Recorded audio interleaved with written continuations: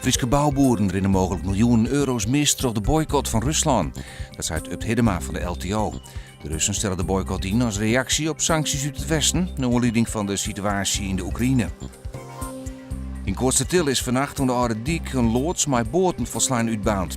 Het vuur sloeg hoe naar een werking dichtbij de loods, met hoeswekkers Wiers kan sharen. De bewoners wieren al boeten door toen het vuur oersloeg naar haar huis. Bij de brand in de zuivelfabriek van Friesland Campina in Gerkes-Kleester is 2,1 miljoen kilo cheese verlengd.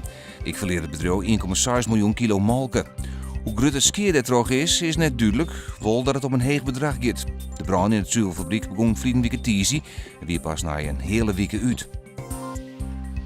Een 26-jarige snitser die het pissende vrouw misbroekte, is in Hege beroep 4 jaar celstrafeerske. De man sloeg tussen 2011 en 2013 taal op verschillende festivals en evenementen. De man verkrijfde 8 vrouwen en rande 4 jaar aan. De snitser kreeg maart dit jaar 2 jaar celstraf, die het ministerie die in Heger beroep. Joen en vannacht droeg waar, maar kans op mist. Morgen ik droeg, maar temperaturen van 23 tot 26 graden. Let op joen en in de nacht kans op rein en tonger.